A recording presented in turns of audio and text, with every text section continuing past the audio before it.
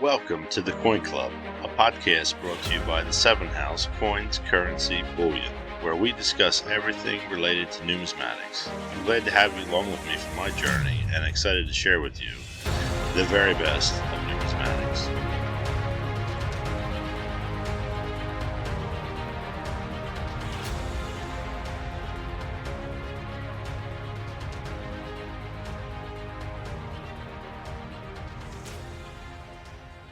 Hello, friends, and welcome to episode 31 of the Coin Club podcast. Hope everyone's doing good. I think for the most part, we've all been having some pretty strange weather here recently. I was in shorts one day and in a winter jacket the next. It snowed in places it hasn't snowed in over 30 years with record amounts in others. Now we can see spring's right around the corner. Big shout out to all you Southerners who are enjoying your warm weather, as usual. You know what hasn't changed? The coin collecting scene. Yup, still going strong, and the younger generations are interacting more and more every day.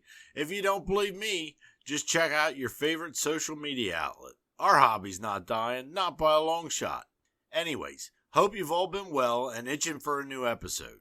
On this episode of the podcast, you're going to get a dose of the news, some more roll hunting tips and reminders. The World Coin Spotlight is going to hit its last country in South America, and we're going to end it off with a very interesting look at Gettone Telefonico Tokens. That's right, a bit of exonomia here on the show for you. All right, folks, let's get on with the show.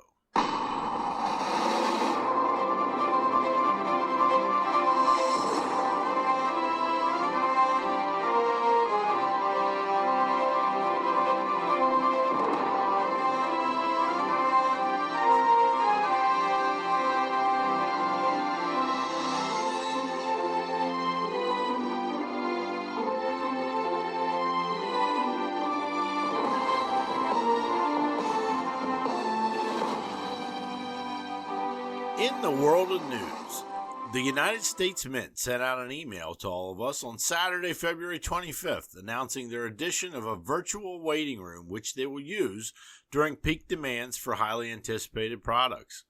If you've never experienced anything like this, here is an explanation of how it's going to work.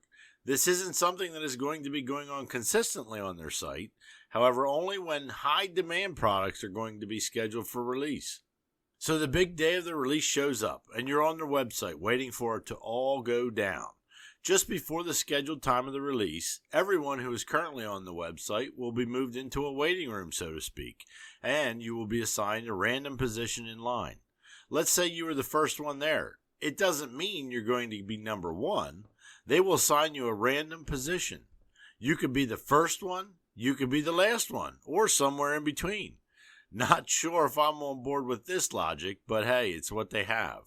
When noon rolls around, the scheduled release time, those people in the waiting room will be let into the catalog website as fast as possible while still assuring that the site doesn't get overburdened with traffic and you're still able to place your order.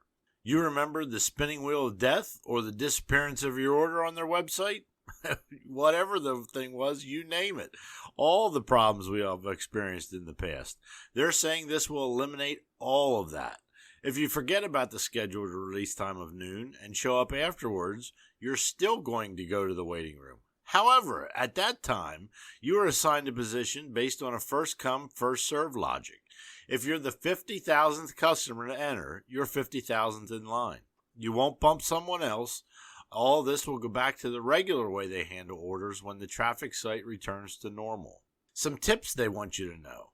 It doesn't benefit you to show up hours early on the site waiting to hit the buy button.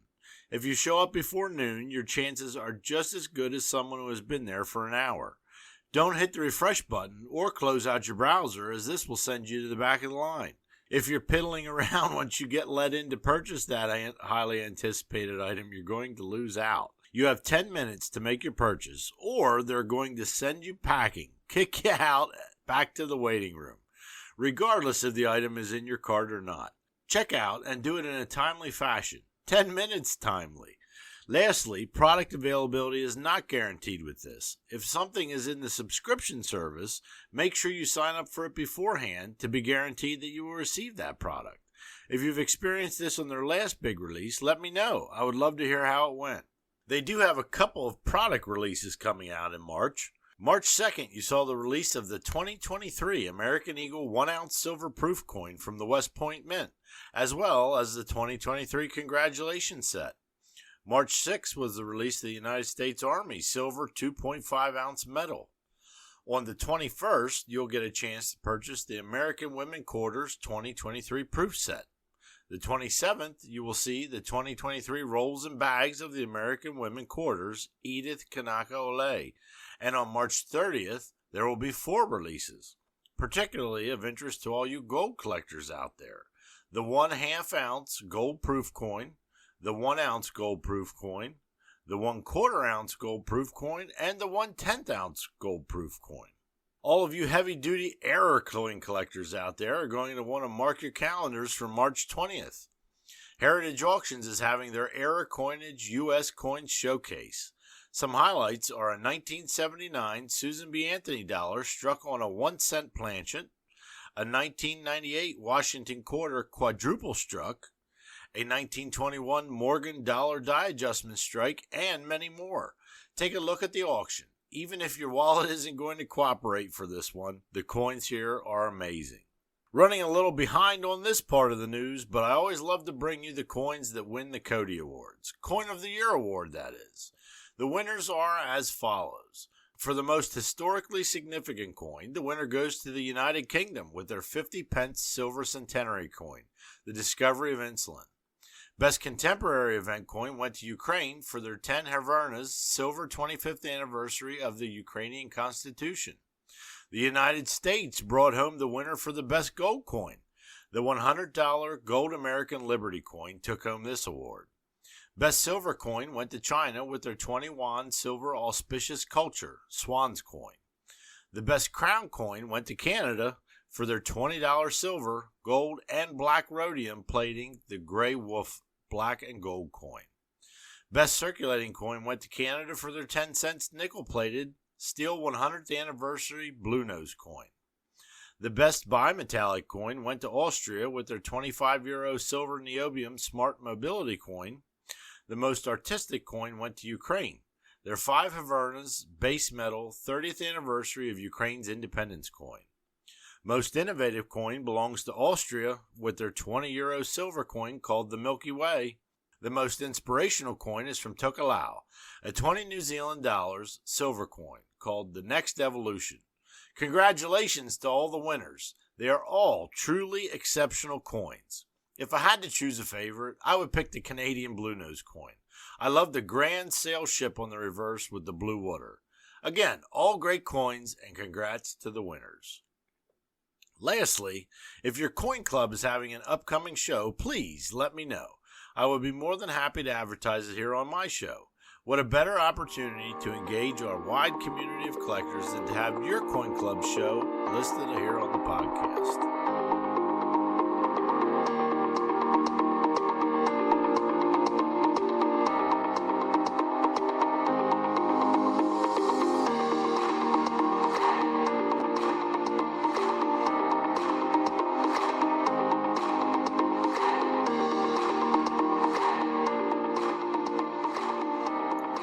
Okay, all you coin roll hunting junkies out there, going to take a little break from the normal, what to be on the lookout for, and I'm going to tell you some of the highest prices for some errors and varieties that have recently sold on eBay.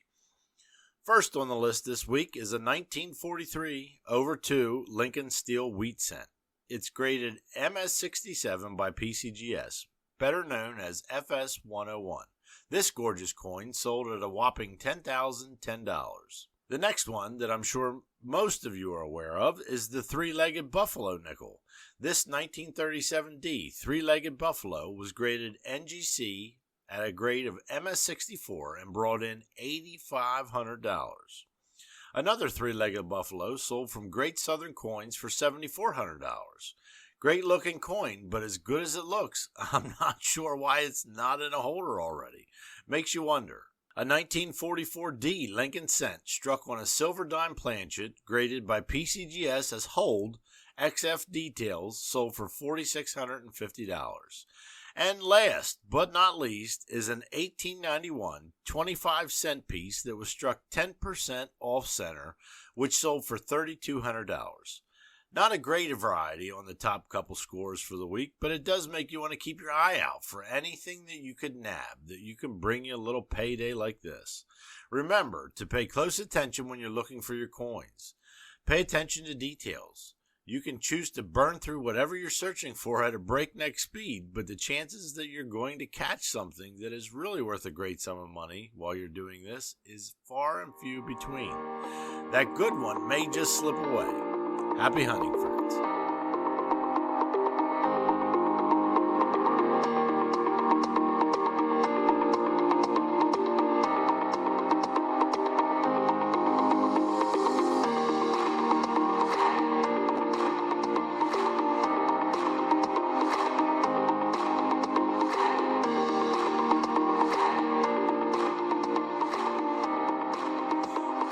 The World Coin Spotlight is up next. I thought we covered every country on down south of the United States except for one, Argentina. I started to keep a better track of what we shared here on the podcast, and I found that before we get to Argentina, we need to head back north, way north, and catch a little country that slipped past me, Belize, the country we're going to grab our world coin from today. Belize is bordered by Mexico to the north, the Yucatan Peninsula, Guatemala to the west, and the Caribbean Sea to the east.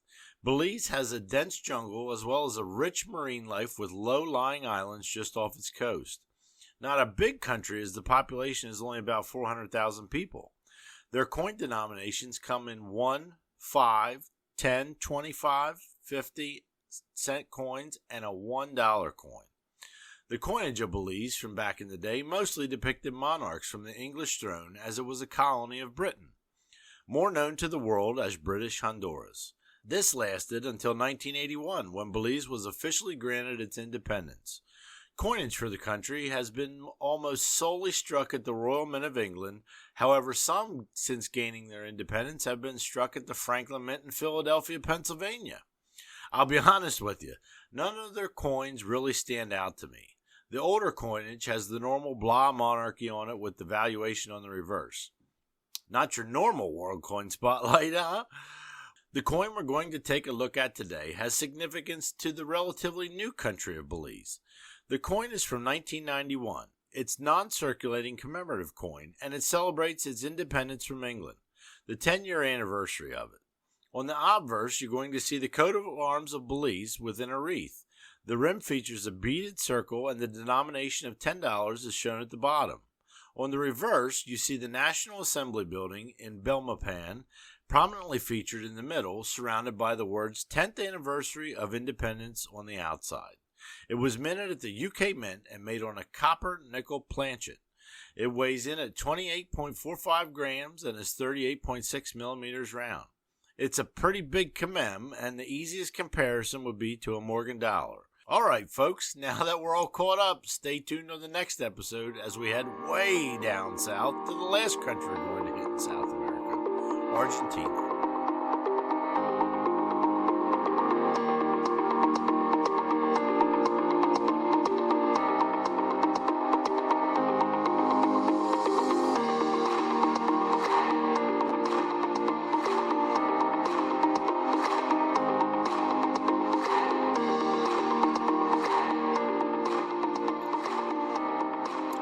Alright friends, the main focus on this episode is going to be something that I came across by accident while I was looking for Bank of America tokens at the Baltimore Whitman show one time.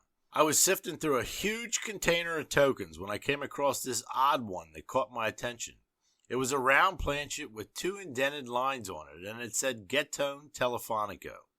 My interest in oddities took over, and my other interest in a cheap, affordable thing also took over as I started to pull all of them out that I could find. Heck, they were a good price, so why not? Worst comes to worst, I'm going to take them home, research them, and start another collection. Well, research is what I did, and I'm happy to be able to share that with you today.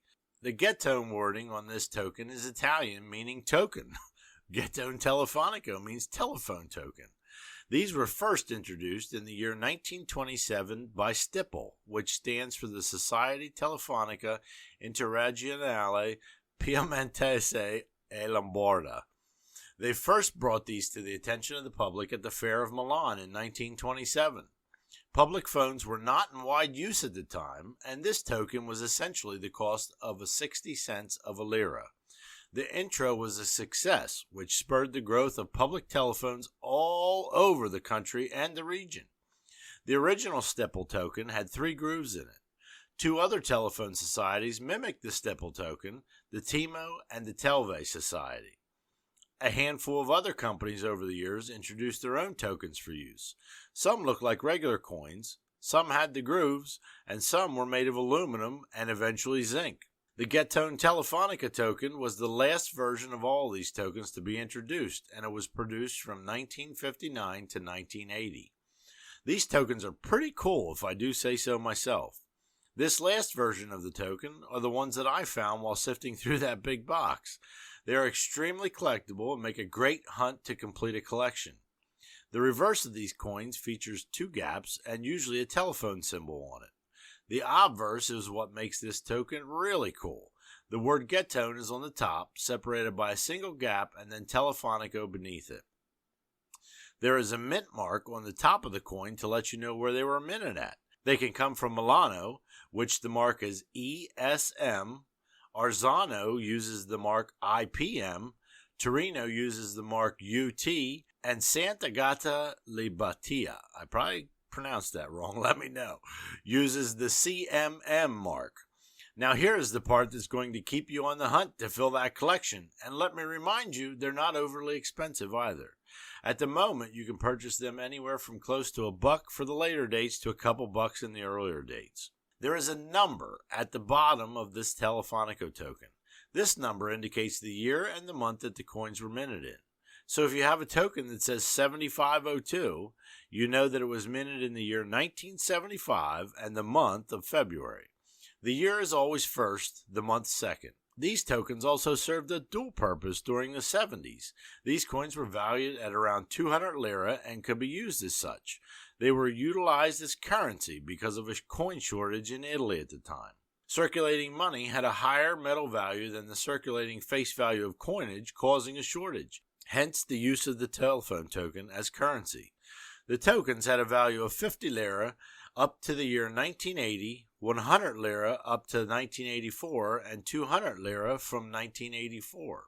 All in all, in 1972, it was said that there was 1 token minted for every Italian citizen, and by 1978, there were about 7 per citizen. Around 600 million tokens were issued in all.